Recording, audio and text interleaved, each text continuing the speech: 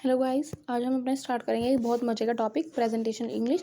ये legal English का एक टॉपिक है प्रेजेंटेशन स्किल्स। प्रेजेंटेशन स्किल्स क्या है, आज हम देखते हैं प्रेजेंटेशन स्किल्स क्यों ज़रूरी है। ठीक है, मास्टर योर प्रेजेंटेशन, पहला इसमें पॉइंट आता है हमारा master your presentation. Means master your presentation का मतलब है कि अपनी प्रेजेंटेशन को इतना मास्टर कर लो, इतने अच्छे से समझ लो, ताकि आप जब प्रेजेंटेशन खड़े होकर दे रहे हो तो आपकी जो ये स्लाइड्स है ना, इनको देखना ना पड़े, इनको गो थ्रू ना करना पड़े। कि जैसे मैं आपको समझा रही हूँ, मुझे पता है कि इसमें मैंने क्या लिखा है क्या नहीं लिखा है, मुझे पता है कि मैंने अपनी इन स्लाइड्स में क्या लिखा है, तो मैं आपको इजीली समझा सकती हूँ। वैसे ही प्रेजेंटेशन स्किल्स का ये रूल है कि मास्टर योर प्रेजेंटेशन, मतलब कि अपनी प्रेजेंटेशन को इतने अच्छे से मास्टर कर लो ताकि आप जिस स्लाइड पे दिखा रहे हो वो आपको खुद पढ़ने की ज़रूरत ना पड़े और खुद आपको ना पढ़ना पड़े कि आप क्या देख रहे हो और क्या पढ़ा रहे हो। ठीक है, मतलब ऐसा ना हो कि आपकी स्लाइड में कुछ और लिखा है आप बोल कुछ और रहे हो। तो इसलिए आपकी प्रेजेंटेशन बहुत अच्छे से होनी चाहिए, आपको खुद बहुत अच्छे से आनी चाहिए।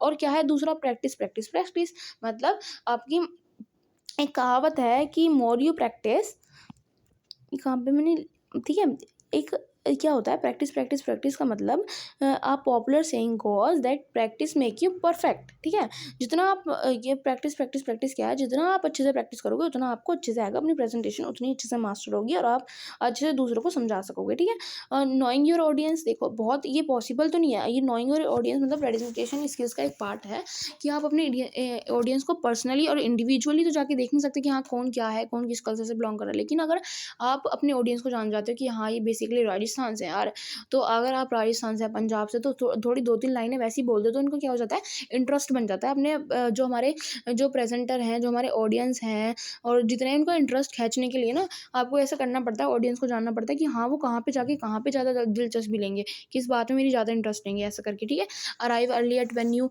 वेन्यू पे जल्दी पहुंच जाना, मतलब प्रेजेंटेशन स्किल्स में हम ये भी कह सकते हैं, इन्वॉल्व कर सकते हैं कि अराइव अर्ली एट वेन्यू। अगर आप वेन्यू पे जल्दी पहुंच जाते हैं तो वहाँ पे क्या कर सकते हैं, आप सारे इंस्ट्रूमेंट चेक कर सकते हैं, डबल एंड ट्रिपल चेक कर सकते हैं। ठीक है, सारे इक्विपमेंट्स को, और क्या कर सकते हैं परफेक्टली आप अपनी एक बार चाहें तो आप सीक्वेंस प्रैक्टिस भी कर सकते हैं, एक वन लास्ट प्रैक्टिस भी कर सकते हैं अगर पॉसिबल है, टाइम है इतना तो।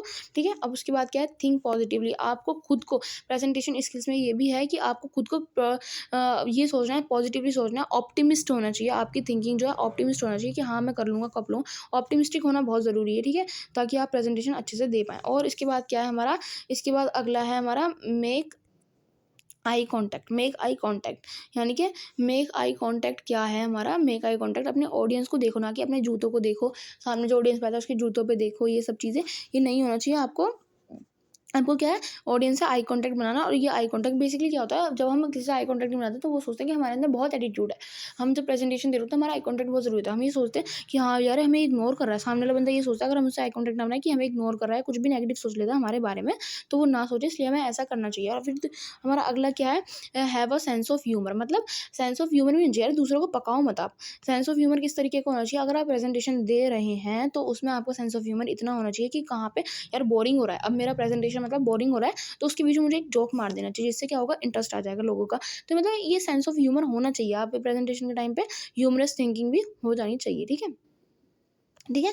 अब बी फ्लेक्सिबल, मतलब आप किसी पॉइंट पे हो, आप अटक गए, ठीक है, आपको समझ नहीं आ रहा तो फ्लेक्सिबल रहो। यार मतलब अब यहाँ पे मैं स्टक हुआ हूँ, तो यहाँ पे अटका हूँ मैं, तो अगले पॉइंट पे एकदम फटाक से कूद जाओ और वहाँ पे इंटरलिंक कर दो उन दोनों पॉइंट को। ठीक है, ये ऐसा होना चाहिए, बी फ्लेक्सिबल रहो। और फिर बी कॉन्फिडेंट, ये भी हमारा एक अगला है। बी कॉन्फिडेंट मतलब कि आपके अंदर कॉन्फिडेंस होना चाहिए। जब आपके अंदर कॉन्फिडेंट होगा, जब सामने वाला आपकी कॉन्फिडेंस से बात सुनेगा, आप कोई बात कॉन्फिडेंस से कह रहे हैं, आपके फैक्ट बिल्कुल सच्चे हैं, लेकिन आपके पास कॉन्फिडेंस नहीं है, तो आप सामने वाला बंदा कहेगा यार ये तो झूठ बोल रहा है, इसको खुद अपनी पसंद नहीं है, अपनी पता नहीं है। तो कॉन्फिडेंट रहना बहुत जरूरी है कि आप कॉन्फिडेंट रहेंगे तो सामने वाला तभी आपकी बात पर ट्रस्ट करेगा। ठीक है, और don't be afraid to pause every now and then. देखो अब बीच में क्या है, पट पट पट पट पट बोलने का ना, ये सही नहीं है।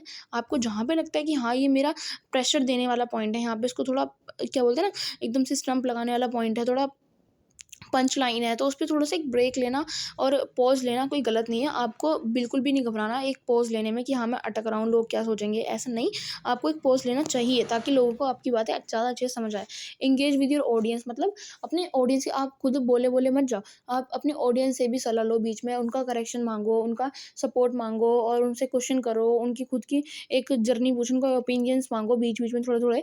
तो उससे क्या होगा, इंगेज होगा आपका ऑडियंस और बोरिंग नहीं होगी वहाँ पे, और ऑडियंस को भी अच्छा लगेगा, वो ज़्यादा इंटरेस्टेड होंगे आपके प्रेजेंटेशन में। Stop making excuses. एक्सक्यूजेस मतलब एक्सक्यूज़ मतलब आपसे कोई क्वेश्चन पूछ रहा है, जो आपके पास जितनी नॉलेज है ना, जितनी आपके पास नॉलेज है उसको पूरा देने की कोशिश करो। ऐसा नहीं है कि आप नॉलेज हमारे पास बहुत सारी है लेकिन हम देना नहीं चाह रहे हैं। नॉलेज इतनी है कि हम ढेरों भर लेकिन हम देना नहीं चाह रहे किसी को, ऐसे नहीं होना चाहिए। आपके पास जितनी नॉलेज है उनको बताओ और जो क्वेश्चन पूछे उनको जवाब दो। ये भी एक स्किल है। Stay other presenter, study other presenter मतलब जो अदर प्रेजेंटर हैं उनकी भी जाओ आप, चाहे तो यूट्यूब पे बैठ के 1-2 लेक्चर देख लो, जो प्रेजेंटर है उनकी क्या-क्या खूबियाँ हैं, क्या-क्या उनका अच्छा है, क्या-क्या आप में उनको अच्छा लग रहा है, क्या-क्या उनकी गलतियाँ हैं। इससे क्या होगा ना, आप अपनी अपनी प्रेजेंटेशन को अच्छा बना सकते हो। फाइनल वर्ड्स देखो, फाइनल वर्ड्स क्या होने चाहिए, वो थोड़े इंप्रेशन वाले होने चाहिए। फाइनल वर्ड्स ऐसा नहीं है कि आए रूखे-सूखे बाय-बाय ऐसे कह के चले गए, नहीं। थोड़े फाइनल वर्ड्स ऐसे होने चाहिए आपके जो इम्पैक्ट डाले लोगों पे और आपको वो हमेशा आगे तक के लिए थोड़ा-थोड़ा याद रखें और आपकी प्रेजेंटेशन इतनी हार्ड बने कि आपकी प्रेजेंटेशन उनको बहुत अच्छी लगे, ठीक है? और लोगों से बहुत अच्छी लगे। तो फाइनल वर्ड आपको मैंने 14 की फीचर्स बता दिए हैं कि प्रेजेंटेशन स्किल्स क्या होती है, प्रेजेंटेशन स्किल्स में क्या-क्या इन्वॉल्व होगा, आपके एग्जाम में आएगा। प्रेजेंटेशन उसके लिए आपको 14 के 14 पॉइंट लिख के आना है और डिस्क्राइब खुद से करने हैं। और ये जितने भी मैं आपको दिखा रही हूँ नोट्स बहुत अच्छे हैं, इंपॉर्टेंट है, ठीक है? आप इनको चाहो तो खुद से कर सकते हो रिवीजन। आपके नोट्स ये बहुत हेल्पफुल है आगे तक के लिए। और आपको ये वीडियो पसंद आई तो please do like and subscribe my channel. Bye bye.